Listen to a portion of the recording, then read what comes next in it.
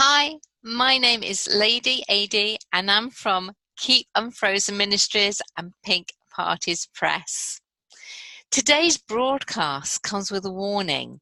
The C word is approaching and it may change your life. Now, what am I referring to as the C word? Well, it may surprise you to know that I do not mean Christmas, but it does share the same root, the first part of that word. It is Christ. Christ can seriously change your life. Now, Dennis and I love films, or the movies, as the Americans say, or as my dad used to say in his Glaswegian accent, he loved films. I just love the way he used to say that. Now, we have just watched Judy. And if you don't know about that, it's the biopic about Judy Garland, featuring Renee Zellweger and our own Jessie Buckley. Judy Garland, age 16, makes a pivotal decision. She chooses, or she has a choice, does she go with a friend out, who was Mickey Rooney, or does she turn back to the adulation of the audience? She chooses the latter. I wonder what pivotal moments there have been in my life and yours when choosing Christ. Can you remember? For me, there have been moments when someone has spoken to me about Jesus and I've had a not now reaction and not taken them up on the invitation. But the pivotal moment for me when I look back comes when my friends Dick and Francis Marchant suggested that we went on an Alpha course. And I knew that it was going to be so important that I couldn't do it just on myself, and I wouldn't do it unless Dennis joined me.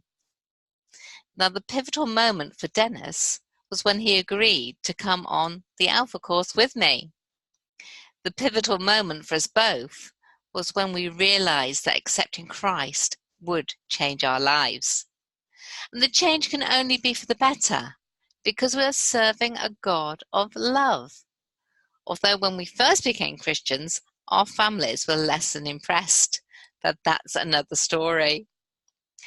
How does Christ change a person? Well, it's not about being holier than thou and putting yourself above other people. It's about realizing his place, Jesus' place in our lives, and then wanting to live to that same standard. We all choose a standard to live by, a moral code, if you will. So why not this one? It means that we choose to stand with other people wanting to do the same. And everybody's succeeding to a higher or lesser extent. We're all learning. We find new friends and families by associating and supporting one another. But it means learning from the Bible.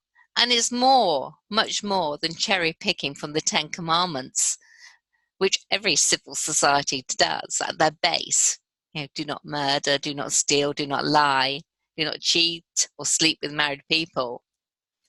It is actually about wanting to be a better person. I listen to many coaches in the networking world that I'm going around at the moment, and they're all very genuine and wanting a kinder, more loving world. They talk of leadership and being healthy, and yet there seems to be a piece missing.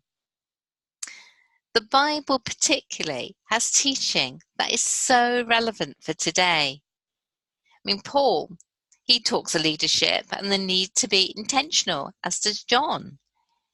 Paul adds about being honest, not swearing or blaspheming, and setting the example. The last one is the hardest, and many coaches are free with their advice and yet ignore the parts of being self-indulgent, self-important, and the lust of material things.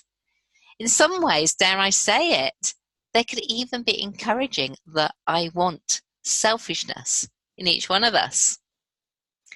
Yet a better and interesting way of becoming the best version of you is via hope and the love and encouragement of Jesus. Autumn is here, when autumn also seems to be Alpha season. Churches up and down the country are inviting you onto the course. Why not give it a try? But it does come with a warning. It might change your life. Now, Bible verses that I've sort of looked at as I prepared this broadcast are 2 Timothy 3:10-17, where Paul is coaching Timothy and he cites his own patient and loving skills. He recommends keeping faithful despite evil people trying to trip Timothy up, and says among all things the need for God's people to do all kinds of good deeds. Unexpected deeds sometimes. Unexpected deeds to people who are unkind. Titus 3:17 in this, Paul gives Titus some encouragement. He tells him to be respectful for those in authority, to speak good and well of others, not to be contentious, but gentle, and to give others forgiveness. 1 Timothy 6:6-10, Paul talks about the temptation of money and the temptation to go on get rich quick schemes. Happened then, happening now. Each give us a pivotal moment where we choose which direction our life is going to go. And sometimes we have no idea what's in front of us. But as each crossroad comes, as each time we make that decision, there is a change, and a change for good or not so good.